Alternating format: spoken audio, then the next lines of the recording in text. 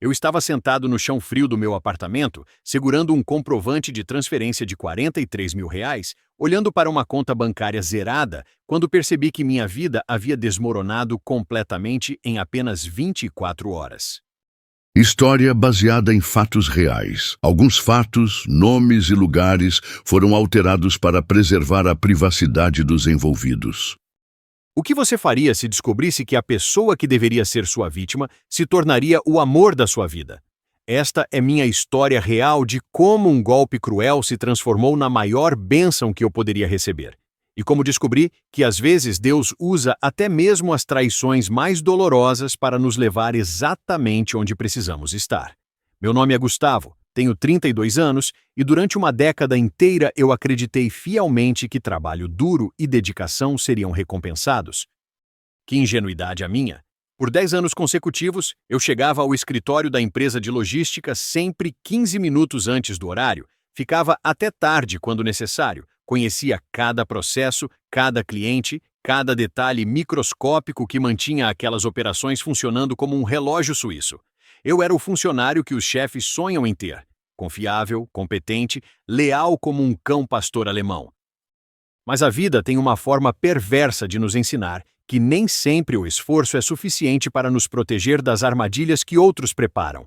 Em uma manhã gelada de março, quando o inverno paulistano mordia a pele como agulhas invisíveis, recebi aquela ligação que mudaria tudo. A voz da secretária do diretor soava diferente, tensa, como alguém que precisa entregar uma notícia que preferia não dar.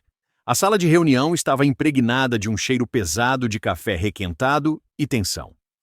3 homens de terno me esperavam, sentados como juízes em um tribunal particular. O diretor, que eu respeitava há anos, não conseguia me olhar nos olhos.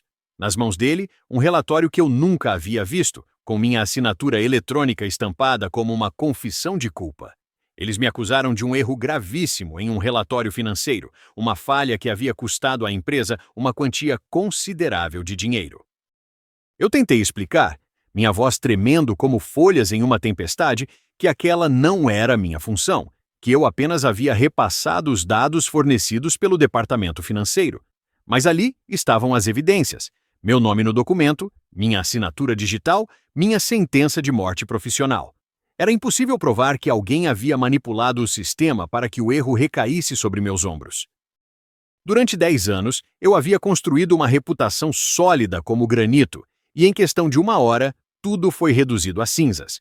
Limpei minha mesa sob os olhares curiosos e sussurros dos colegas. Guardei meus pertences pessoais em uma caixa de papelão que parecia um caixão para minha carreira. O dinheiro da rescisão veio como um consolo amargo. Eram anos de FGTS, verbas rescisórias, 13º proporcional, férias vencidas.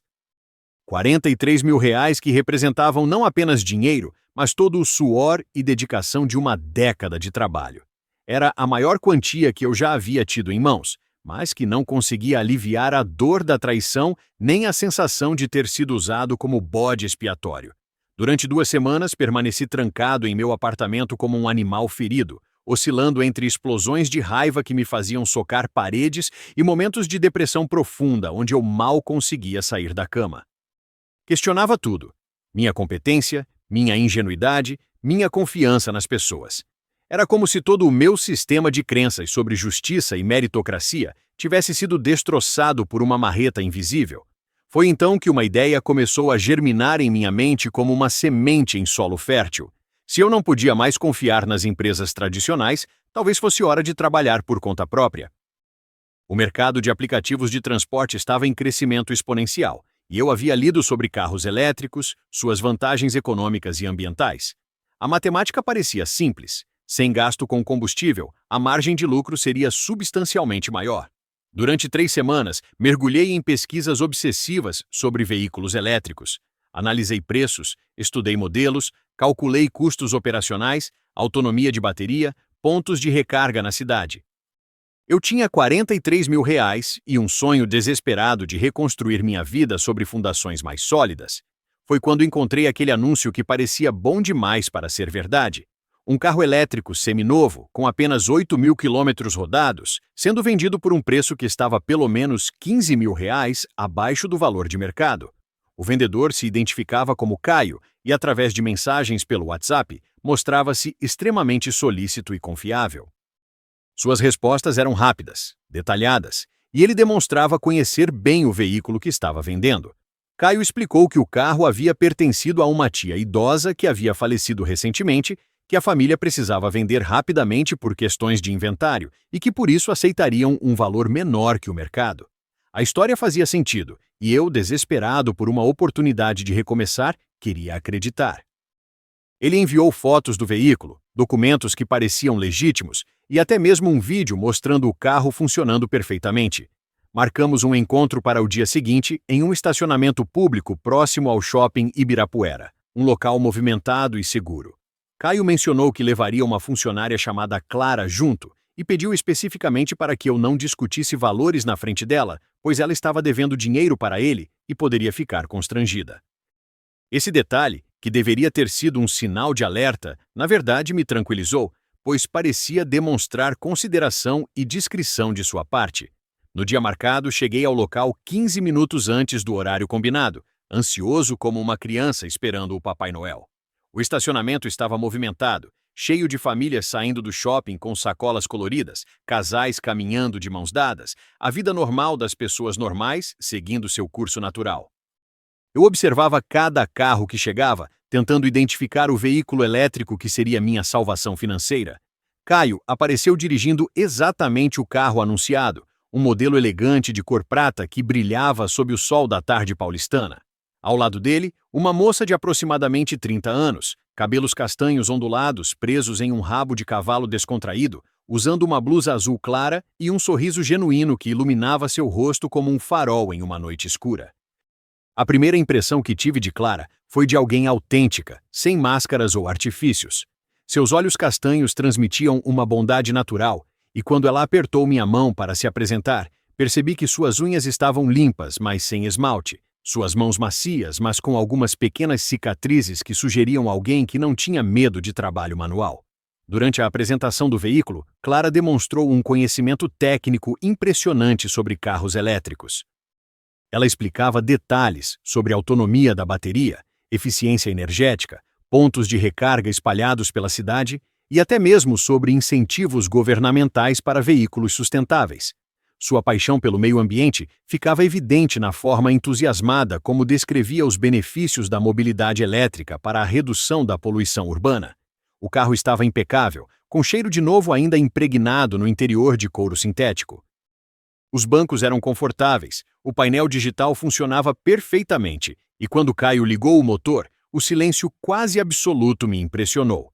Era como estar dentro de uma nave espacial, tecnológica e futurística. Testei alguns equipamentos, verifiquei documentos que pareciam absolutamente legítimos, e minha empolgação crescia a cada minuto. Clara fazia perguntas inteligentes sobre meus planos como motorista de aplicativo, dava dicas sobre os melhores horários para trabalhar, sugeria rotas mais eficientes para economizar bateria. Havia uma sinceridade em suas palavras que me fazia sentir que ela realmente se importava com meu sucesso. Caio, por sua vez, mantinha-se mais reservado, sempre direcionando as perguntas técnicas para Clara, que respondia com competência e entusiasmo. Após quase 2 horas examinando cada detalhe do veículo, despedimos-nos cordialmente. Clara me deu um aperto de mão firme e caloroso, desejando-me boa sorte em minha nova empreitada profissional. Caio prometeu entrar em contato ainda naquele dia para acertarmos os últimos detalhes da negociação. Durante o caminho de volta para casa, eu já me imaginava dirigindo profissionalmente, calculando quantas corridas precisaria fazer para pagar as prestações do apartamento e ainda construir uma renda decente. A ligação de Caio chegou às 8 da noite, quando eu estava jantando um miojo solitário em frente à televisão. Sua voz soava urgente, quase ansiosa. Ele disse que outras pessoas haviam demonstrado interesse no carro durante a tarde, que uma delas havia oferecido até um valor um pouco acima do anunciado, mas que ele gostaria de dar preferência para mim por ter sido o primeiro a ver o veículo pessoalmente. A pressão psicológica foi sutil, mas efetiva. Caio mencionou que precisava de uma resposta até o dia seguinte, pois não poderia deixar os outros interessados esperando indefinidamente. Meu coração disparou como um motor desregulado. A possibilidade de perder aquela oportunidade única me apavorou, e, sem pensar duas vezes, confirmei minha intenção de compra. Combinamos de nos encontrar na manhã seguinte em um cartório próximo ao centro da cidade para fazer a transferência de propriedade e acertar o pagamento. Caio explicou que seria mais seguro fazer tudo oficialmente, com reconhecimento de firma e registro adequado. Passei a noite insone, ansioso como um noivo na véspera do casamento, imaginando como seria dirigir meu próprio carro elétrico pelas ruas de São Paulo. Na manhã seguinte, saquei os R$ 43 mil da rescisão trabalhista em uma agência do Banco do Brasil. O peso do dinheiro físico em minhas mãos era reconfortante e aterrorizante ao mesmo tempo. Era todo o meu futuro concentrado em um envelope pardo, minha última chance de recomeçar a vida em bases sólidas. O funcionário do banco me olhou com curiosidade quando solicitei aquela quantia em espécie, mas não fez perguntas. Chegando ao cartório, encontrei Clara esperando na porta, elegante em um vestido azul marinho que realçava seus olhos. Ela me cumprimentou com um sorriso caloroso, perguntando se eu havia dormido bem, se estava ansioso para finalmente ter meu próprio veículo. Sua preocupação genuína com meu bem-estar me tocou profundamente e pensei comigo mesmo que era sorte minha ter pessoas tão cuidadosas envolvidas naquela transação. Caio não havia chegado ainda, e quando liguei para seu celular, ele atendeu com uma voz ligeiramente ofegante, explicando que estava resolvendo uns documentos de última hora no Detran, mas que Clara tinha total autorização para receber o pagamento e fazer a transferência. Disse que seria mais prático assim, que pouparia tempo de todos os envolvidos e que eu poderia confiar completamente em Clara. A instrução parecia simples e lógica. Eu faria uma transferência Pix para a conta de Clara, e assim que ela confirmasse o recebimento, providenciaria imediatamente a transferência da documentação do veículo para meu nome. Tudo parecia perfeitamente normal. Afinal, Clara havia estado presente durante toda a apresentação do carro no dia anterior e demonstrava conhecer cada detalhe técnico. Peguei meu celular com dedos que tremiam ligeiramente de ansiedade e expectativa. Digite cuidadosamente os dados bancários que Caio havia me enviado por mensagem. Conferi 3 vezes cada número antes de confirmar a transação. O valor, R$ 43 mil. Todo o meu futuro concentrado em alguns toques na tela do smartphone. Quando apertei o botão de confirmação, senti uma mistura de alívio e excitação, como alguém que finalmente toma uma decisão que vinha adiando há meses. Mostrei o comprovante para Clara com um sorriso orgulhoso, como uma criança mostrando uma prova para a professora. Esperava ver em seu rosto a mesma satisfação que eu sentia, talvez um comentário sobre como agora eu poderia começar minha nova vida profissional. Mas o que vi foi algo completamente inesperado. Clara olhou para o comprovante com uma expressão de confusão genuína que me gelou a espinha. Suas sobrancelhas se franziram. Ela inclinou a cabeça ligeiramente para o lado, como alguém tentando decifrar um enigma complexo. Ela verificou seu celular, acessou seu aplicativo bancário, conferiu novamente e então me olhou com uma perplexidade que fez meu estômago se contrair como um punho fechado. As palavras que saíram de sua boca soaram como uma sentença de morte. Gustavo, eu não recebi nada na minha conta. Meu mundo começou a desmoronar naquele exato momento, tijolo por tijolo, como um edifício sendo demolido em câmera lenta. Ela examinou mais detalhadamente o comprovante, comparando com os dados de sua conta bancária, e a confusão em seu rosto se transformou em algo próximo ao horror. Os dados bancários do comprovante não conferiam com os de Clara. Pior ainda, quando ela viu o valor da transferência, seus olhos se arregalaram de surpresa. Ela me disse com uma voz que tremia de incredulidade que aquele não era o preço real do carro, que o valor verdadeiro era muito maior. Caio havia pedido para ela não mencionar preços porque ele estava em uma situação financeira delicada, devendo dinheiro para algumas pessoas. A verdade começou a se desenrolar como um novelo de lã caindo de uma mesa alta. Clara me explicou com lágrimas começando a se formar em seus olhos castanhos que ela não conhecia Caio, que na verdade ela estava vendendo seu próprio carro elétrico na internet pelo valor real de mercado. Caio havia clonado seu anúncio original, copiado todas as fotos e informações, mas alterado o preço para um valor muito abaixo do que ela estava pedindo e colocado seus próprios dados de contato. Clara havia sido enganada, assim como eu. Caio havia entrado em contato com ela se passando por um comprador interessado, marcou de ver o carro e, quando chegou ao encontro, inventou uma história sobre ser um intermediário para um cliente que não podia comparecer pessoalmente. Ele pediu para que ela o acompanhasse para mostrar o carro para outro interessado, que era eu, dizendo que seu cliente havia gostado das especificações técnicas e queria alguém que realmente entendesse do veículo presente na negociação. Senti minha visão escurecer, minhas pernas fraquejarem como se fossem feitas de gelatina. Todo o dinheiro da minha rescisão trabalhista, minha última reserva financeira, havia desaparecido em uma conta fantasma criada por um golpista profissional.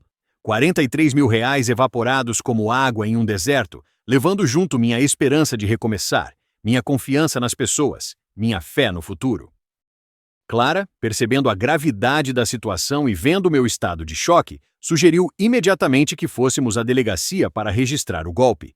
Sua preocupação comigo era evidente, mesmo ela sendo uma vítima inocente que havia sido usada como isca para dar credibilidade à fraude. Caminhamos até a delegacia mais próxima como dois náufragos buscando salvação em uma ilha deserta. Na delegacia, o delegado ouviu nossa história com a expressão cansada de alguém que já havia presenciado aquela mesma tragédia dezenas de vezes. Ele explicou com uma honestidade brutal que casos assim eram extremamente comuns, que golpistas profissionais usavam contas falsas e identidades fraudulentas, e que as chances de recuperar o dinheiro eram praticamente inexistentes. Prestamos depoimento por mais de 2 horas, detalhando cada aspecto da negociação, cada mensagem trocada, cada momento do encontro. Clara se desculpava constantemente, mesmo não tendo culpa alguma no ocorrido, sua consciência pesada pelo fato de ter sido involuntariamente usada como ferramenta de um crime. Eu, por minha vez, mal conseguia falar, ainda processando a magnitude da perda que havia sofrido. Ao sairmos da delegacia, Clara me deu seu número de telefone, dizendo que poderíamos precisar nos comunicar durante as investigações policiais. Ela me olhou nos olhos com uma compaixão que eu não esperava encontrar em uma estranha, e disse palavras que ecoariam em minha mente por dias. Gustavo, eu sei que agora parece impossível, mas acredite que coisas boas ainda podem acontecer na sua vida. O caminho de volta para casa foi o mais longo da minha existência. Cada passo parecia pesar uma tonelada, cada respiração era um esforço consciente.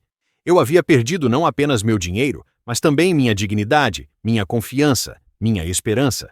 Era como se eu tivesse caído em um buraco tão profundo que nem mesmo conseguia ver a luz do sol lá em cima. Em casa, sentei-me no chão frio da sala, ainda segurando aquele comprovante de transferência que agora era apenas um pedaço de papel sem valor. A prestação do apartamento venceria em 5 dias, e eu não tinha como pagar. Sem dinheiro, sem emprego, sem carro, sem perspectivas.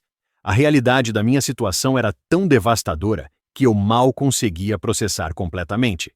Quando finalmente consegui coragem para ligar para meu pai e contar o que havia acontecido, esperava encontrar consolação e apoio emocional. Mas a reação dele foi como sal em uma ferida aberta. Ele explodiu em gritos pelo telefone, sua voz carregada de raiva e decepção, chamando-me de irresponsável, ingênuo, dizendo que a culpa era inteiramente minha por ter confiado em desconhecidos. Em vez de oferecer ajuda ou compreensão, meu próprio pai estava jogando mais peso sobre meus ombros já sobrecarregados. Suas palavras cortavam mais fundo que qualquer golpe físico. Gustavo, você sempre foi muito fácil de enganar. Eu avisei que você precisava ser mais esperto, mais desconfiado. Agora vê no que deu sua ingenuidade. Desliguei o telefone com as mãos tremendo de uma mistura de raiva e tristeza. Naquele momento, eu me senti completamente sozinho no mundo, abandonado até mesmo por quem deveria me amar incondicionalmente. Era como se toda a estrutura de apoio que eu acreditava ter se revelasse uma ilusão cruel. Naquela noite, deitado na cama em um apartamento que talvez perdesse em poucos dias, olhando para o teto que parecia estar caindo sobre minha cabeça, pensei pela primeira vez em minha vida sobre desistir de tudo. Os pensamentos que passavam por minha mente eram tão sombrios que chegavam a me assustar. Seria mais fácil simplesmente não acordar no dia seguinte, não ter que enfrentar as consequências de minha ingenuidade, não ter que lidar com a dor da decepção e da humilhação. Mas algo dentro de mim, uma força que eu não sabia que possuía, me fez continuar respirando, continuar existindo, mesmo quando cada fibra do meu ser gritava para eu desistir. Talvez fosse instinto de sobrevivência, talvez fosse teimosia, ou talvez fosse algo maior que eu ainda não compreendia, uma força invisível que me mantinha vivo quando eu mesmo não queria mais viver. Durante os próximos 7 dias, vivi como um fantasma em meu próprio apartamento. Mal comia, mal dormia, mal conseguia tomar banho ou escovar os dentes. Passava horas sentado no sofá, olhando para o nada, revivendo cada momento do golpe, cada decisão errada que havia tomado, cada sinal que deveria ter percebido.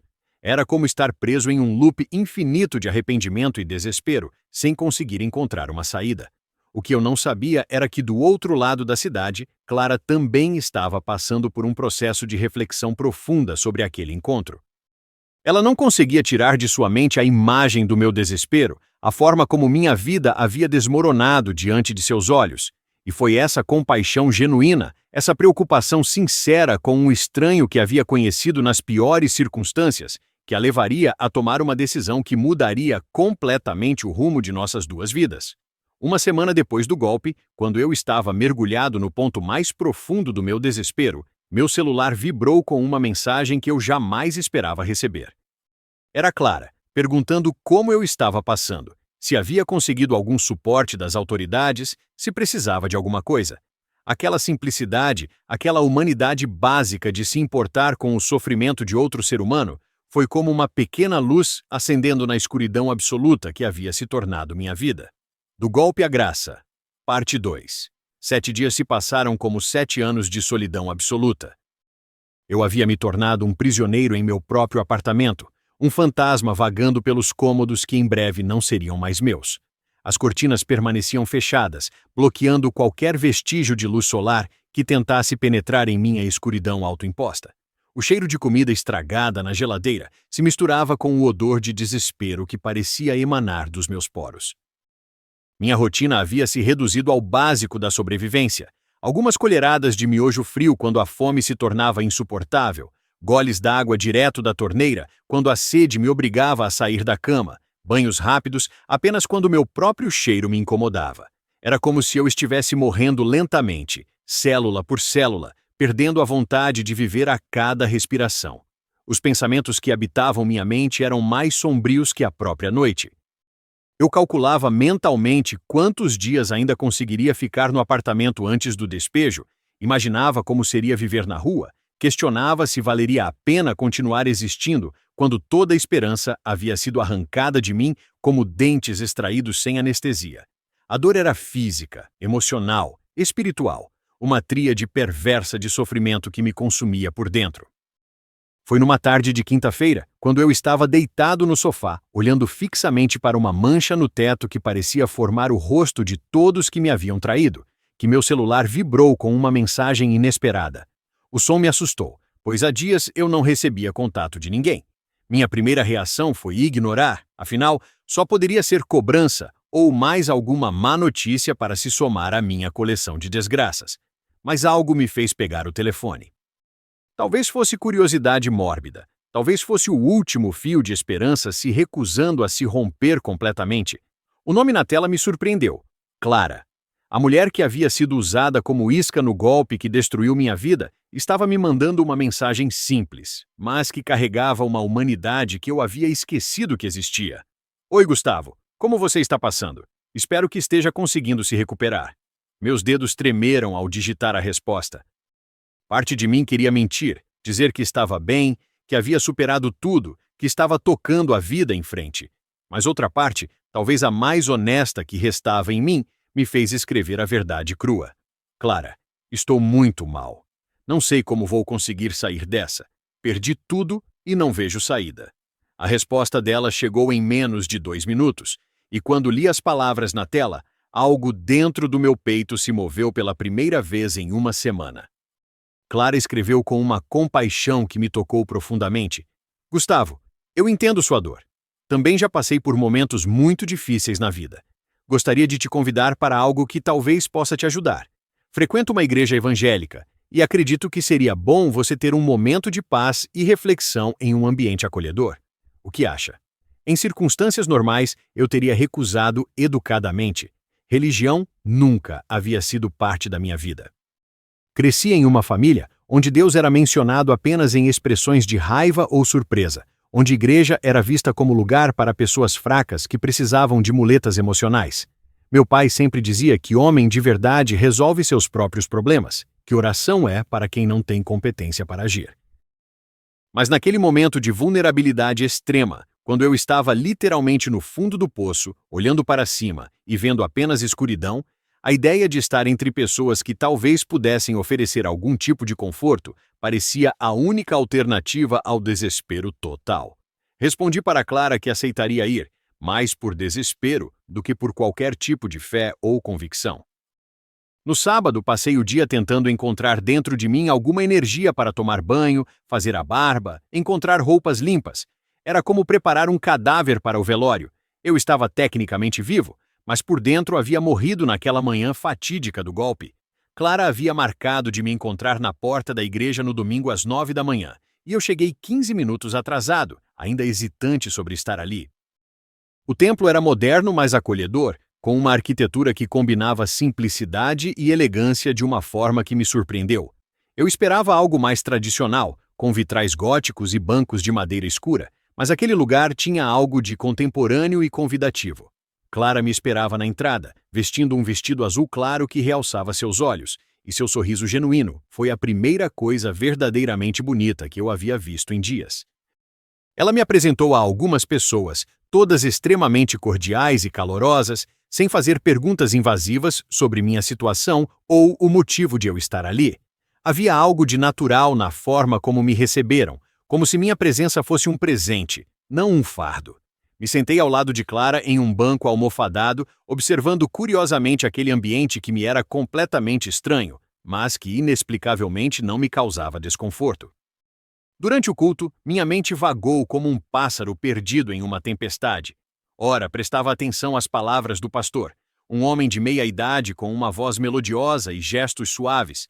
Ora, me perdia em meus próprios pensamentos sobre os problemas que me aguardavam em casa.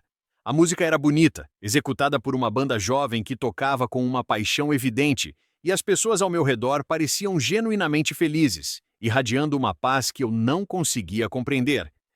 Mas eu me sentia como um turista observando uma cultura estrangeira, incapaz de me conectar verdadeiramente com aquela experiência espiritual que parecia tão natural para os demais. Era como assistir a um filme em uma língua que eu não dominava, captando apenas fragmentos de significado aqui e ali, mas perdendo a essência da mensagem que estava sendo transmitida. Ao final do culto, Clara me convidou para tomar um café em uma lanchonete próxima, um estabelecimento aconchegante com mesas de madeira rústica e o aroma de grãos recém-torrados impregnando o ar.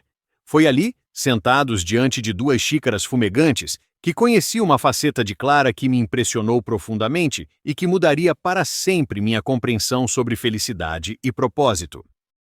Clara começou a me contar sua própria história e percebi que por trás daquele sorriso sereno havia uma jornada de dor e descoberta que eu jamais imaginaria. 2 anos antes, ela havia passado por uma depressão profunda que quase a destruiu completamente, mesmo tendo tudo o que a sociedade considera necessário para uma vida plena e realizada. Ela trabalhava como analista financeira em uma fintech promissora, uma das empresas mais inovadoras do mercado brasileiro de tecnologia financeira. Seu salário era excelente, suas perspectivas de crescimento profissional eram brilhantes, e ela havia construído uma reputação sólida no mercado. Financeiramente, estava muito bem estabelecida, com investimentos diversificados e uma conta bancária que crescia consistentemente mês após mês. Sua família era outro pilar de estabilidade em sua vida. Pais carinhosos que sempre a apoiaram incondicionalmente, irmãos próximos com quem mantinha uma relação de amizade genuína, uma rede de suporte familiar que muitas pessoas invejavam. Eles se reuniam regularmente, comemoravam aniversários com festa, viajavam juntos nas férias, mantinham tradições que fortaleciam os laços entre eles. Mas apesar de ter todas essas bênçãos materiais e familiares, Clara sentia um vazio inexplicável no peito, uma tristeza constante que a seguia como uma sombra persistente. Era como carregar um peso invisível que ninguém mais conseguia ver, uma melancolia que não tinha causa aparente nem solução óbvia. Ela acordava todas as manhãs com uma sensação de que algo fundamental estava faltando em sua vida. Gustavo, ela disse, mexendo o açúcar no café com movimentos lentos e pensativos. Eu tinha tudo o que uma pessoa poderia querer, mas sentia um buraco no peito que nada conseguia preencher. Tentei preencher esse vazio com trabalho, com compras, com viagens, com relacionamentos, mas nada funcionava. A tristeza sempre voltava, como uma maré que nunca para de subir. Clara explicou que chegou ao ponto de questionar o próprio propósito de sua existência. Acordava pela manhã sem entusiasmo, executava suas tarefas profissionais de forma automática, sorria para as pessoas por educação, mas, por dentro, sentia-se completamente desconectada da vida.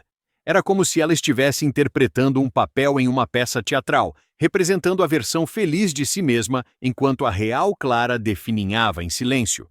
Foi quando uma amiga próxima, percebendo seu estado emocional deteriorado, a convidou para acompanhá-la a uma igreja evangélica. Clara relutou inicialmente, pois também não tinha background religioso, mas a insistência carinhosa da amiga e seu próprio desespero a fizeram aceitar. Ela chegou àquela primeira visita cética, quase irritada por estar perdendo um domingo de manhã com algo que considerava irrelevante.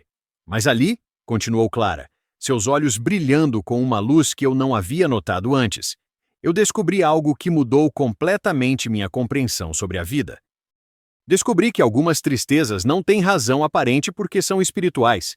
O vazio que eu sentia não era depressão clínica, não era falta de propósito profissional, não era carência familiar. Era a ausência de Deus em minha vida. A forma como Clara descrevia sua transformação me fascinava e me intrigava simultaneamente. Ela falava com uma serenidade genuína, uma paz interior que transparecia em cada palavra, em cada gesto delicado. Não era uma felicidade artificial ou forçada como aqueles sorrisos plásticos que vemos em comerciais de televisão. Era algo profundo, sólido, inabalável, como uma rocha firme em meio a um oceano revolto.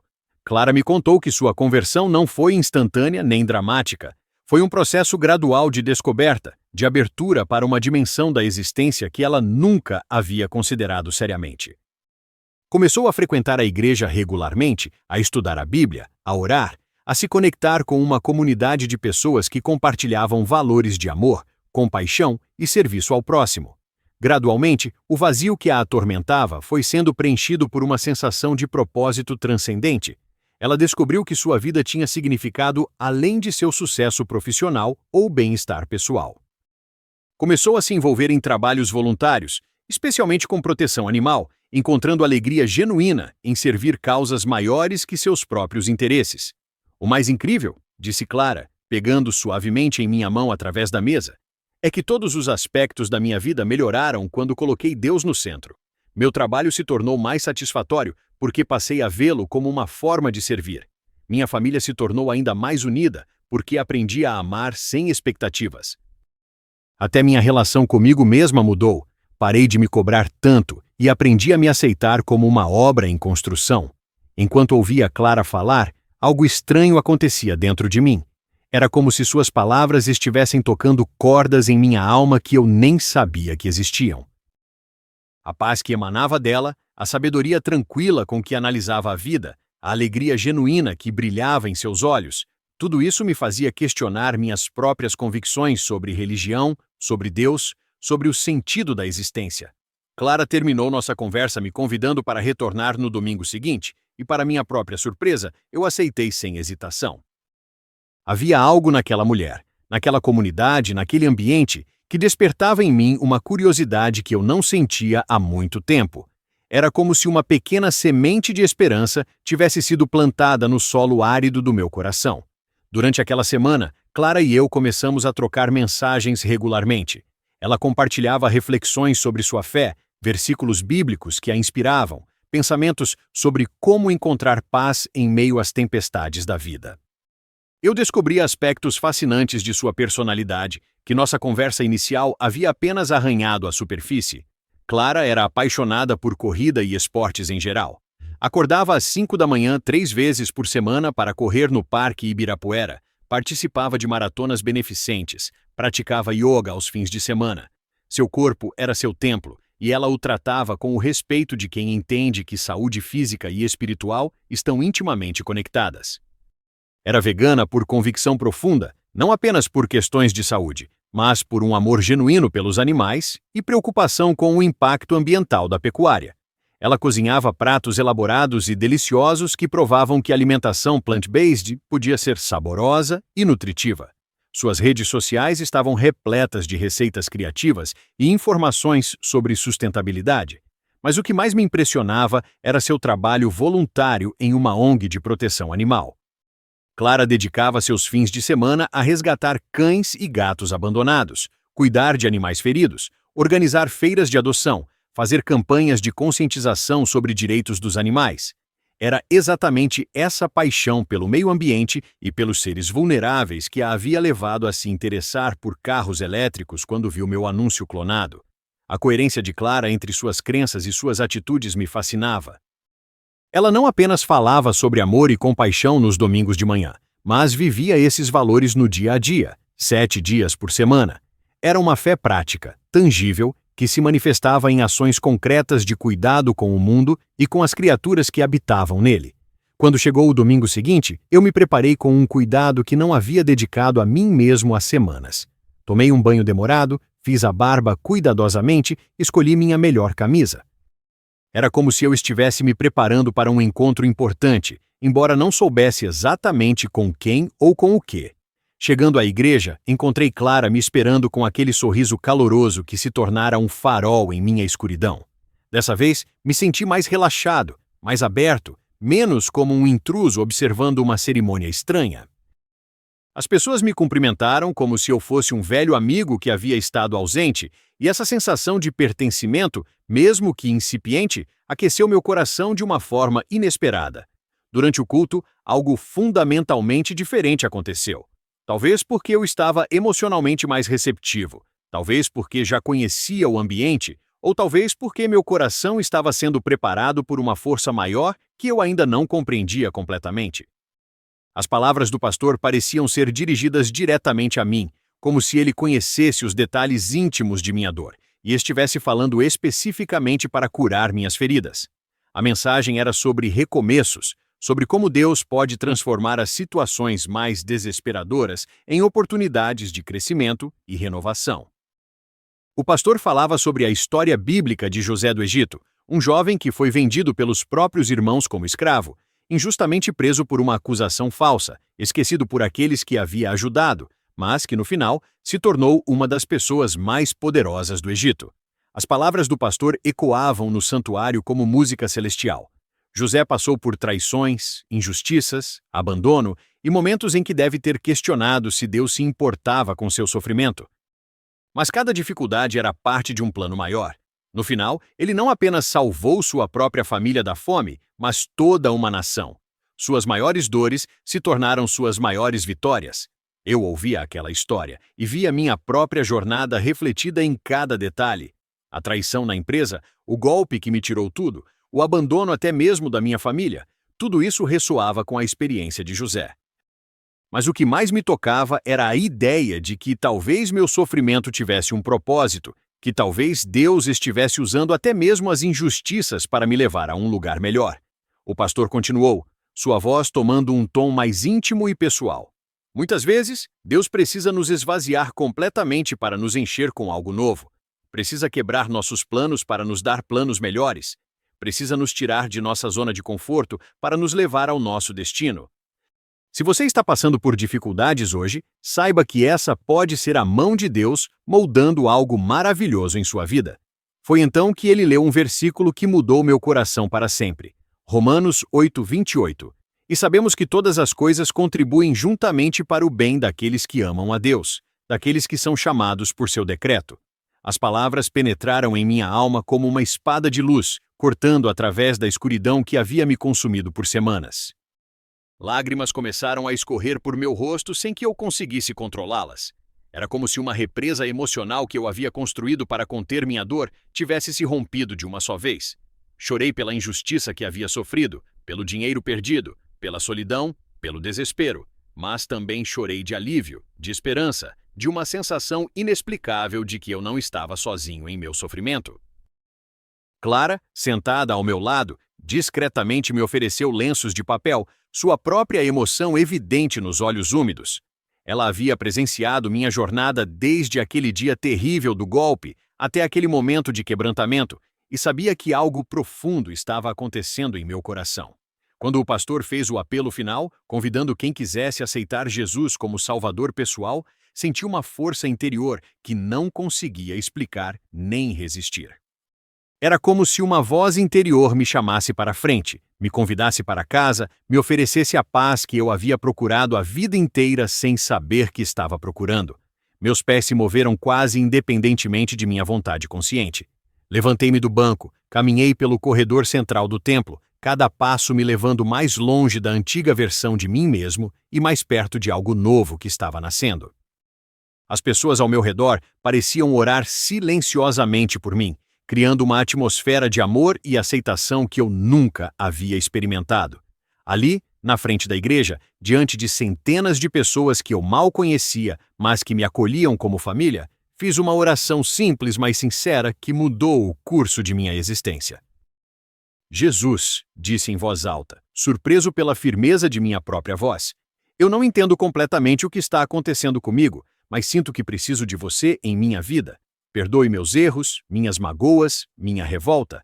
Aceito você como meu Salvador e entrego minha vida em suas mãos. O que aconteceu a seguir desafia qualquer explicação racional que eu possa oferecer. Uma paz indescritível desceu sobre mim como um manto invisível, aquecendo meu coração e acalmando minha mente de uma forma que eu jamais havia experimentado. Era como se todo o peso que eu carregava nos ombros tivesse sido removido por mãos invisíveis, deixando-me livre para respirar plenamente pela primeira vez em semanas.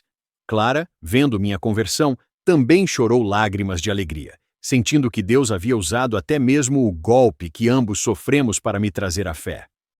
O pastor orou comigo, me abraçou com a ternura de um pai acolhendo um filho que retorna para casa e me explicou que aquele era apenas o início de uma nova vida, de uma nova identidade, de um novo propósito. Nos dias que se seguiram, experimentei uma transformação interior que eu mesmo não conseguia explicar completamente. A raiva que sentia pelas injustiças sofridas começou a dar lugar a uma compreensão mais profunda sobre perdão e propósito.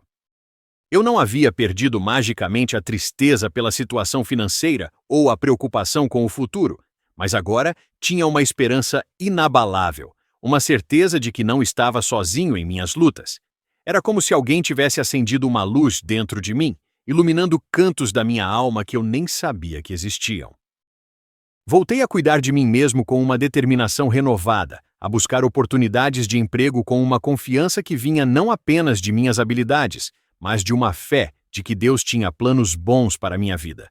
Clara se tornou muito mais que uma amiga. Ela se tornou minha mentora espiritual, compartilhando estudos bíblicos, orações e experiências de fé que fortaleciam minha convicção crescente. Conversávamos por horas sobre como ver as dificuldades como oportunidades de crescimento, sobre como confiar em Deus mesmo quando as circunstâncias pareciam contrárias. Foi numa quarta-feira, exatamente 7 dias após minha conversão, que o primeiro milagre tangível aconteceu. Eu estava estudando a Bíblia em casa, lendo sobre como Deus restaura o que foi roubado, quando meu telefone tocou com um número que eu reconheci imediatamente: minha antiga empresa. Era o diretor de recursos humanos, a mesma pessoa que havia me demitido injustamente semanas atrás. Mas desta vez, sua voz carregava um tom completamente diferente. Havia urgência, sim, mas também algo que parecia arrependimento. Ele pediu para conversar comigo pessoalmente com a maior brevidade possível sobre uma questão importante relacionada ao meu desligamento. Meu primeiro impulso foi recusar, dizer que não tinha interesse em reviver aquela humilhação. Mas algo dentro de mim, talvez a nova sabedoria que estava adquirindo através da fé, me fez aceitar o encontro. Se Deus estava realmente no controle da minha vida, então talvez aquela ligação fizesse parte de um plano maior que eu ainda não conseguia enxergar completamente. No dia seguinte, dirigi-me ao escritório da empresa com sentimentos mistos de ansiedade e curiosidade. O prédio parecia o mesmo, mas eu me sentia como uma pessoa completamente diferente caminhando por aqueles corredores familiares. Havia uma confiança em meus passos que vinha não de arrogância, mas de uma certeza de que estava sendo guiado por uma força maior que minhas próprias limitações. O diretor me recebeu em sua sala com uma expressão séria, mas não hostil. Suas primeiras palavras foram uma surpresa total. "Gustavo, preciso te pedir desculpas oficialmente." Descobrimos que o erro pelo qual você foi demitido não foi causado por você. Na verdade, foi resultado de uma manipulação deliberada do sistema por outro funcionário. Ele explicou que, após uma auditoria interna mais rigorosa e análise detalhada dos logs do sistema, descobriram que o verdadeiro culpado havia alterado dados de forma a fazer parecer que o erro era meu. A pessoa responsável havia inclusive falsificado minha assinatura digital e manipulado timestamps para criar uma narrativa falsa. O verdadeiro culpado já havia sido demitido e estava sendo processado criminalmente. Mas a surpresa não parou por aí. O diretor continuou: Gustavo, além de pedir desculpas pela injustiça cometida, gostaria de oferecer não apenas sua reintegração ao cargo anterior, mas uma promoção para supervisor do departamento, com um salário 30% maior do que você recebia antes, além de participação nos lucros da empresa. Sentado naquela mesma cadeira onde semanas antes havia recebido a pior notícia de minha vida profissional, agora ouvia palavras que pareciam impossíveis. Era como se Deus estivesse não apenas restaurando o que havia sido roubado de mim, mas multiplicando, melhorando, elevando minha situação a um patamar que eu nunca havia imaginado alcançar. Aceitei a proposta com gratidão, mas também com uma perspectiva completamente nova sobre trabalho e sucesso. Minha fé recém-descoberta havia me ensinado que minha identidade e valor não dependiam de minha posição profissional ou situação financeira, mas sim de meu relacionamento com Deus. Retornaria ao trabalho como um homem transformado, com propósitos que transcendiam apenas ganhar dinheiro ou alcançar status. Naquela noite, liguei para Clara para compartilhar a notícia extraordinária. Sua alegria foi genuína e contagiante, mas não de surpresa. Era a alegria de alguém que havia orado por aquele milagre e sabia que Deus responde às orações de formas que superam nossas expectativas. Gustavo, ela disse, este é apenas o começo. Quando entregamos nossa vida a Deus, Ele faz muito mais abundantemente além daquilo que pedimos ou pensamos. Era verdade. Minha vida havia tomado uma direção completamente nova, e eu mal podia imaginar que o que eu considerava impossível estava apenas começando a se manifestar. Do golpe à graça, parte 3. A reintegração à empresa trouxe muito mais que estabilidade financeira, trouxe a confirmação tangível de que Deus realmente estava reescrevendo minha história com um final melhor do que eu jamais poderia ter imaginado. Mas o que me impressionava não era apenas a restauração material, mas a transformação completa de minha perspectiva sobre trabalho, relacionamentos e propósito de vida. Nos primeiros dias de volta ao escritório, meus novos colegas e subordinados notaram imediatamente uma mudança profunda em minha postura. Havia uma serenidade em minhas decisões que impressionava a todos, uma sabedoria que parecia vir de uma fonte mais profunda que apenas experiência profissional. Eu havia aprendido a ver dificuldades como oportunidades de crescimento, conflitos como chances de demonstrar amor e paciência, sucesso como responsabilidade de servir aos outros. A promoção para supervisor veio com desafios que o antigo Gustavo teria enfrentado com ansiedade e ambição desmedida. Mas o novo Gustavo, moldado pela dor e refinado pela fé, abordava cada obstáculo como uma oportunidade de aplicar princípios bíblicos no ambiente corporativo. Tratava cada funcionário como alguém criado à imagem de Deus, cada cliente como um próximo a ser servido com excelência. Durante esse período de readaptação profissional, minha amizade com Clara se aprofundava de maneiras que eu jamais havia experimentado com outra pessoa. Nossos encontros não se limitavam mais aos domingos na igreja ou aos cafés esporádicos da tarde. Começamos a nos encontrar regularmente durante a semana para estudos bíblicos em sua casa, caminhadas longas no Parque Ibirapuera, onde conversávamos sobre fé, sonhos e visões para o futuro, jantares simples onde descobríamos afinidades que pareciam infinitas. Clara havia se tornado minha confidente espiritual, a pessoa com quem eu compartilhava não apenas os sucessos, mas também as lutas internas, as dúvidas, os momentos de crescimento na fé. Ela me introduziu aos trabalhos voluntários que desenvolvia na ONG de proteção animal, e foi ali que descobri uma dimensão de serviço ao próximo que nunca havia considerado antes. A primeira vez que pisei no abrigo de animais da ONG, fiquei chocado com a dedicação incansável dos voluntários. Clara estava no meio de tudo, curativos nas mãos por ter resgatado um cachorro ferido na noite anterior, cabelos presos de qualquer jeito, roupas manchadas de terra e pelos, mas com um brilho nos olhos que a tornava mais bonita que qualquer modelo de revista. Ela me apresentou aos outros voluntários como meu amigo Gustavo, que quer conhecer nosso trabalho, e a naturalidade com que fui recebido me tocou profundamente. Não havia hierarquia ou competição ali, apenas pessoas unidas por um propósito comum: cuidar dos mais vulneráveis, dos que não tinham voz para defender seus próprios direitos. Gradualmente, comecei a participar das atividades da ONG. Aos sábados, ajudava a limpar canis, preparar comida, organizar medicamentos. Aos domingos, após o culto, participávamos de feiras de adoção em parques e praças da cidade, onde Clara demonstrava uma paciência infinita, explicando para famílias inteiras como cuidar adequadamente de um animal de estimação. Foi durante uma dessas feiras de adoção que percebi que estava me apaixonando perdidamente por Clara. Vendo-a ajoelhada no chão brincando com um filhote de labrador ferido, explicando pacientemente para uma menina de 6 anos como tratar um animal com carinho e responsabilidade, compreendi que aquela mulher extraordinária havia entrado em minha vida através de circunstâncias dolorosas, mas que Deus havia usado até mesmo o golpe para nos unir.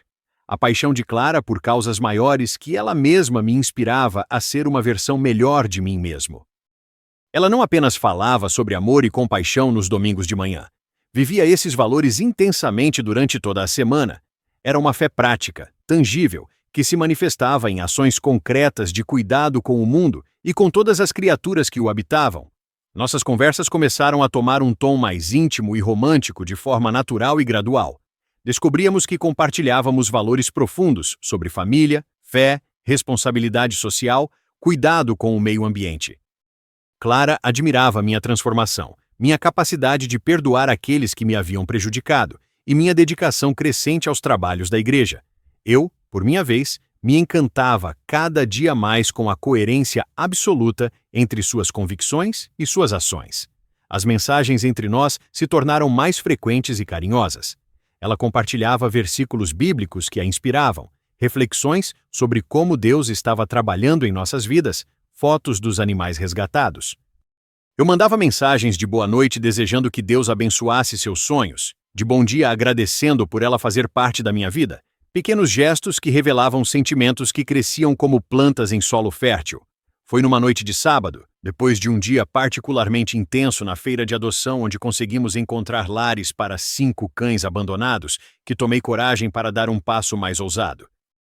Convidei Clara para jantar em meu apartamento na semana seguinte, dizendo que queria preparar algo especial para agradecê-la por tudo que havia feito por mim desde aquele dia terrível do golpe. Durante toda a semana, dediquei-me obsessivamente a planejar aquele jantar. Pesquisei receitas veganas elaboradas, comprei ingredientes orgânicos em lojas especializadas, pratiquei pratos até conseguir resultados que me deixassem satisfeito. Queria demonstrar meu respeito absoluto pelas escolhas de vida de Clara, mostrar que eu havia prestado atenção a cada detalhe de suas preferências e convicções. O cardápio final incluía uma lasanha de berinjela, com queijo vegano derretido, salada orgânica com molho de tahine caseiro, pão integral feito por mim mesmo e uma sobremesa de mousse de chocolate com leite de coco que havia me levado 3 tentativas para acertar. Comprei vinhos veganos certificados, velas de cera de abelha, flores orgânicas para decorar a mesa. Clara chegou às 7 da noite de sábado usando um vestido azul marinho simples mas elegante que realçava seus olhos e seu sorriso radiante. Quando viu a mesa posta com tanto cuidado, as velas criando uma atmosfera acolhedora, o aroma delicioso vindo da cozinha, seus olhos se encheram de lágrimas de emoção. "Gustavo", ela disse com a voz embargada, "você não precisava ter feito tudo isso." "Claro que precisava", respondi, puxando a cadeira para ela se sentar. "Você mudou minha vida completamente, Clara. Merece muito mais do que um simples jantar." O jantar transcorreu de forma mágica. Conversamos sobre nossos planos futuros, sobre como a fé havia transformado nossas perspectivas de vida, sobre os sonhos que começávamos a construir juntos. Clara ficou impressionada com a qualidade da comida, elogiando cada prato com sinceridade evidente. Mas mais que isso, ela se emocionou com a atenção e o carinho que eu havia dedicado a cada detalhe, desde a escolha dos ingredientes até a seleção musical que tocava suavemente ao fundo. Era música cristã contemporânea, melodias que falavam de amor, fé e gratidão. Ao final da refeição, nos sentamos no sofá da sala com uma taça de vinho cada um, a mesma sala onde semanas antes eu havia chorado de desespero, onde havia considerado desistir de viver, onde havia tocado o fundo do poço emocional. Agora, aquele espaço estava preenchido de amor, esperança e a presença de uma mulher que Deus havia colocado em minha vida da forma mais inesperada possível. Foi naquele momento, olhando nos olhos castanhos de Clara que brilhavam à luz das velas, que decidi expressar os sentimentos que cresciam em meu coração há semanas. Tomei suas mãos delicadas entre as minhas, senti sua pele macia e aquecida, e falei com uma ternura que surpreendeu até a mim mesmo. Clara, comecei, minha voz carregada de emoção, mas firme de convicção. No dia que nos conhecemos, eu pensei que tinha sofrido o golpe mais terrível da minha vida. Um homem mal intencionado levou todo o meu dinheiro, é verdade, mas naquele dia também roubaram algo muito mais precioso e importante, roubaram meu coração. Hoje, depois de todos esses meses ao seu lado, descobri onde meu coração estava. Ele está bem aqui, na minha frente, sorrindo para mim, cuidando de mim, me ensinando o que é o amor verdadeiro. Clara se emocionou profundamente com minha declaração, lágrimas descendo silenciosamente por suas bochechas rosadas. Ali, naquele sofá que havia testemunhado meus momentos mais sombrios, nos beijamos pela primeira vez. Era um beijo que selava não apenas o início oficial de nosso romance, mas a certeza absoluta de que Deus havia usado até mesmo as circunstâncias mais dolorosas para unir duas almas que se completavam perfeitamente. O namoro que se seguiu foi construído sobre fundações sólidas de fé compartilhada, respeito mútuo e propósitos alinhados. Participávamos juntos de todas as atividades da igreja, desenvolvíamos projetos sociais em conjunto na ONG, apoiávamos um ao outro em nossos crescimentos profissionais e espirituais. Clara me ajudou a me tornar vegano por convicção própria, inspirado por seu exemplo, e eu a ajudei a desenvolver suas habilidades de liderança na igreja. Durante nosso namoro, descobrimos uma compatibilidade que ia muito além de atração física ou interesses superficiais. Compartilhávamos a mesma visão de família, os mesmos valores sobre honestidade e integridade, a mesma paixão por servir aos necessitados. Nossas diferenças, ele mais introspectivo, ela mais extrovertida, ele mais analítico, ela mais intuitiva, se complementavam de forma harmoniosa. 3 meses após nosso primeiro beijo, eu já sabia com absoluta certeza que queria passar o resto da vida ao lado de Clara. Não era apenas atração ou paixão, mas uma convicção profunda de que Deus havia preparado aquela mulher especificamente para mim, assim como havia me preparado especificamente para ela. Comecei a planejar secretamente um pedido de casamento que fosse tão especial quanto nossa história de amor única. A inspiração para o pedido veio durante uma de nossas caminhadas noturnas no Parque Ibirapuera, quando Clara comentou que uma das coisas que mais amava em nossa história era como Deus havia transformado cada acaso em propósito. Até mesmo aquele comprovante de transferência falso, ela disse rindo, se tornou o primeiro documento da nossa história de amor. Passei 3 semanas planejando algo que conectasse todos os momentos significativos de nossa jornada. Conversei secretamente com o pastor da igreja, com os amigos da ONG e até mesmo com o delegado que havia registrado nosso boletim de ocorrência, que ficou emocionado ao saber como nossa história havia evoluído. No sábado seguinte, convenci Clara de que precisávamos ir ao cartório resolver uns documentos pendentes relacionados ao processo do golpe. Ela aceitou sem suspeitar de nada, vestindo uma blusa azul clara, a mesma cor que usava no dia em que nos conhecemos.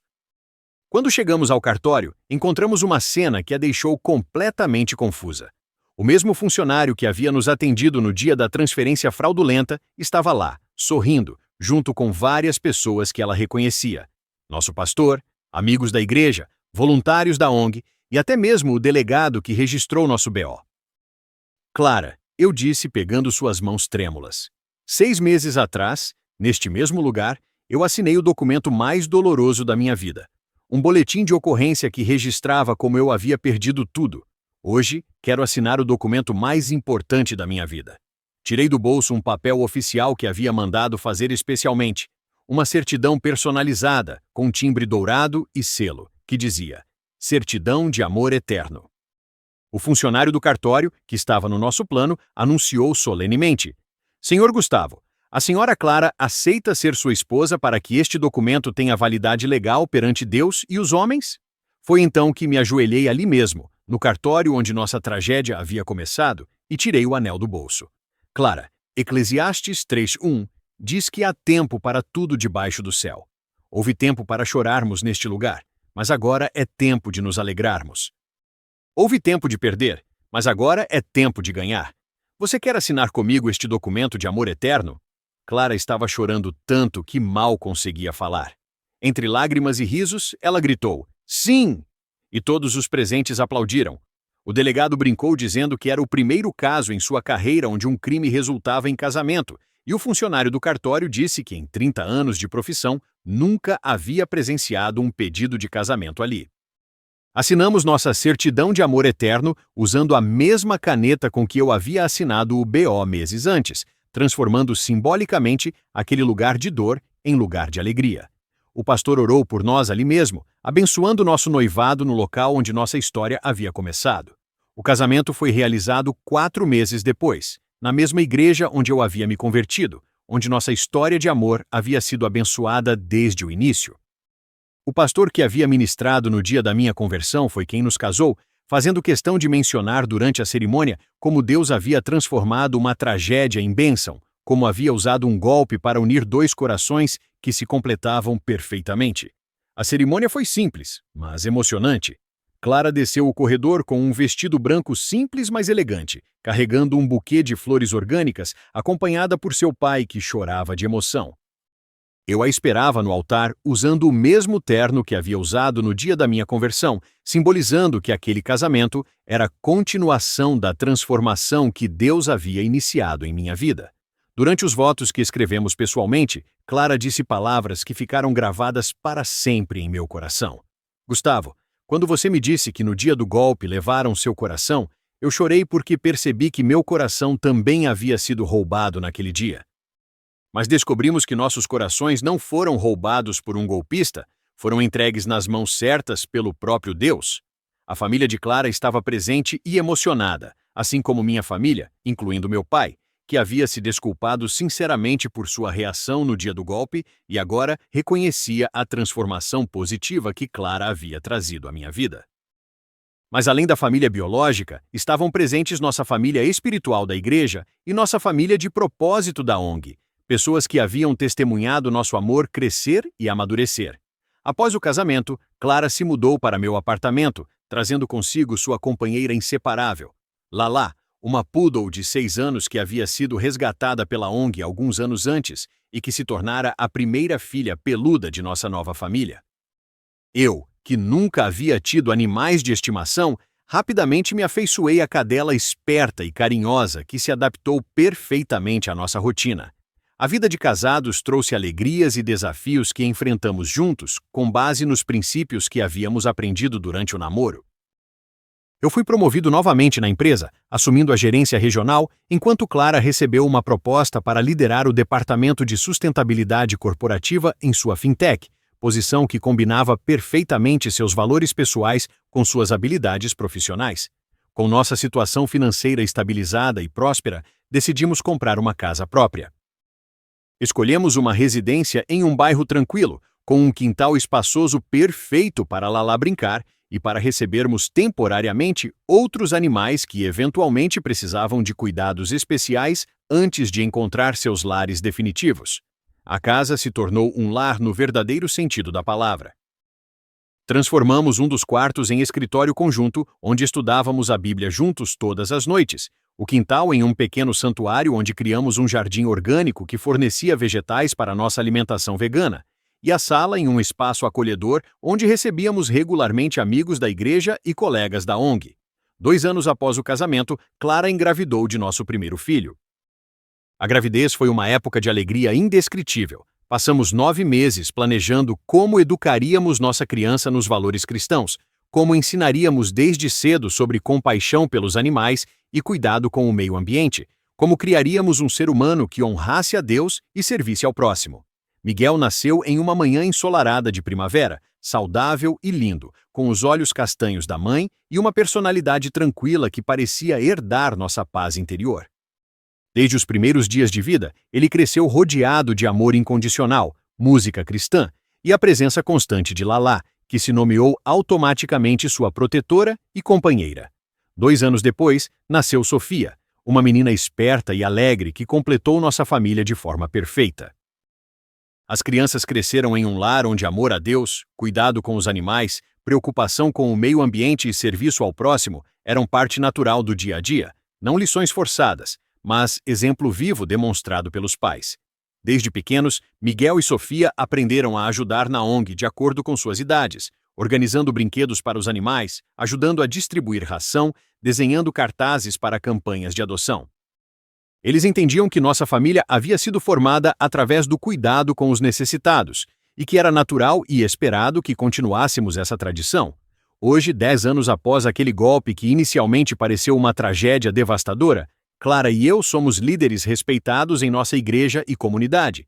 Dirigimos um ministério de casais jovens, ajudando outras pessoas a construírem relacionamentos sólidos baseados em princípios bíblicos. Eu me tornei um empresário próspero, abrindo minha própria empresa de consultoria logística que opera exclusivamente com práticas sustentáveis e socialmente responsáveis. Clara expandiu significativamente o trabalho da ONG, que agora se tornou uma das principais organizações de proteção animal da região metropolitana de São Paulo. Lala, mesmo com seus 16 anos, ainda é a mascote oficial das feiras de adoção, ensinando crianças sobre amor incondicional e responsabilidade com animais de estimação. Miguel, agora com 8 anos, já demonstra interesse em veterinária e frequentemente acompanha Clara em resgates de animais. Sofia, com 6 anos, herdou minha tendência analítica e adora ajudar a organizar os eventos da ONG, criando listas e planejando atividades com uma seriedade adorável. Nossas crianças cresceram ouvindo a história de como papai e mamãe se conheceram, sempre contada de forma adequada à idade deles, enfatizando como Deus pode usar até mesmo situações ruins para criar coisas lindas. Eles entendem que nossa família existe porque Deus transformou algo ruim em algo maravilhoso, e isso os ensinou desde cedo a confiar em Deus, mesmo quando enfrentam dificuldades. Quando damos nossos testemunhos em congressos de casais, retiros espirituais, ou simplesmente conversando com amigos, sempre começamos com a frase que se tornou nossa marca registrada. Nossa história de amor começou com um golpe, mas descobrimos que Deus usa até mesmo as trapaças dos homens para realizar seus propósitos perfeitos. Recebemos cartas e mensagens de pessoas que, inspiradas por nosso testemunho, encontraram forças para superar suas próprias adversidades, para perdoar traições, para confiar que Deus pode escrever histórias bonitas, mesmo usando capítulos dolorosos. Cada uma dessas mensagens nos lembra de que nosso sofrimento teve propósito maior que nossa própria felicidade. Clara frequentemente termina nossas palestras citando Jeremias 29:11. Porque eu bem sei os pensamentos que tenho a vosso respeito, diz o Senhor, pensamentos de paz e não de mal, para vos dar o fim que esperais. Ela explica como esse versículo se tornou realidade literal em nossas vidas, como Deus realmente tinha planos de paz e prosperidade para nós, mesmo quando tudo parecia perdido. Eu sempre acrescento meu versículo favorito, Romanos 8:28, que mudou minha vida naquele domingo memorável. E sabemos que todas as coisas contribuem juntamente para o bem daqueles que amam a Deus, daqueles que são chamados por seu decreto. Explico como cada elemento de nossa história, a injustiça no trabalho, o golpe financeiro, até mesmo o desespero, contribuiu para o bem final que é nossa família abençoada. Frequentemente, após nossos testemunhos, casais em crise se aproximam pedindo conselhos sobre como superar traições, perdas financeiras ou períodos de desemprego. Sempre compartilhamos o que aprendemos, que Deus pode usar qualquer situação para nos moldar, que o vazio em nossos corações só pode ser preenchido por Jesus e que quando entregamos nossa vida a Ele, Ele reescreve nossa história com um final muito melhor do que jamais poderíamos imaginar. Hoje, sentados na varanda de nossa casa numa tarde ensolarada de sábado, observando Miguel e Sofia brincarem no quintal com Lala e os 3 outros cães que resgatamos ao longo dos anos, Clara e eu sabemos que nossa história é um testemunho vivo de como Deus pode escrever reto por linhas tortas. O golpe que nos uniu não foi apenas um encontro casual orquestrado por um criminoso. Foi parte de um plano divino elaborado desde antes de nascermos, um plano que incluía nossa dor individual, nosso encontro nas circunstâncias mais improváveis, nossa conversão, nosso amor, nossa família e nosso ministério conjunto de servir aos outros. Gustavo não perdeu apenas dinheiro naquele dia terrível de março. Ele perdeu também a amargura, o orgulho, a autossuficiência, a ilusão de que podia controlar sua própria vida. Em troca, ganhou uma fé inabalável, uma família abençoada, um propósito eterno e a certeza absoluta de que, mesmo nos momentos mais sombrios, Deus está preparando algo maravilhoso para aqueles que confiam nele. Nossa história continua sendo escrita a cada dia, com novos capítulos de amor conjugal, crescimento dos filhos, impacto na comunidade e serviço ao reino de Deus. Cada manhã, acordamos agradecendo a Deus por ter usado até mesmo um golpe cruel para nos dar a vida que temos hoje. Mas nossa história não termina aqui. Ela se estende para cada pessoa que ouve nosso testemunho e decide confiar em Jesus, para cada animal resgatado que encontra um lar amoroso, para cada casal em crise que encontra esperança em nossas palavras, para cada pessoa solitária que descobre o amor de Deus através de nosso ministério. Se você está lendo nossa história hoje e passando por dificuldades que parecem impossíveis de superar, quero que saiba que o mesmo Deus que transformou nossa tragédia em bênção pode fazer o mesmo por você. Talvez você tenha perdido o emprego, sofrido uma traição, enfrentado uma perda financeira ou simplesmente sinta um vazio inexplicável no peito que nada parece preencher. Esse vazio existe porque você foi criado para ter um relacionamento com Deus. Não importa quantas coisas boas você tenha em sua vida, sucesso profissional, família que te ama, estabilidade financeira, se Deus não estiver no centro, sempre haverá algo faltando. Esse algo é Jesus Cristo, que morreu na cruz para perdoar seus pecados e quer ter um relacionamento pessoal com você. Se você nunca entregou sua vida a Jesus, ou se já foi cristão mas se afastou da fé, hoje pode ser o dia da sua própria conversão. Não precisa estar em uma igreja, não precisa esperar o domingo, não precisa estar vestido de forma especial. Jesus está esperando você agora mesmo, onde você está, como você está. Faça esta oração simples, mas sincera. Jesus, eu reconheço que sou pecador e preciso do seu perdão. Creio que o Senhor morreu na cruz pelos meus pecados e ressuscitou dos mortos. Aceito o Senhor como meu Salvador pessoal e entrego minha vida em suas mãos. Transforme meu coração, minha vida e escreva uma história nova para mim. Em nome de Jesus, amém. Se você fez essa oração com sinceridade, saiba que sua vida nunca mais será a mesma. Assim como Deus transformou nossa história de dor em história de amor, Ele fará o mesmo por você. Procure uma igreja evangélica séria em sua cidade, comece a ler a Bíblia, busque pessoas que possam te ajudar a crescer na fé. Esta é nossa promessa para você, baseada em nossa própria experiência. Deus tem planos maravilhosos para a sua vida, planos que são muito melhores que qualquer coisa que você poderia imaginar ou planejar por conta própria. Confie nele, entregue sua vida em suas mãos e prepare-se para viver a maior aventura que alguém pode experimentar, uma vida guiada pelo próprio Criador do Universo. Nossa história de amor começou com um golpe, mas sua história de amor com Deus pode começar hoje mesmo, neste exato momento. Não espere mais. Ele está esperando você.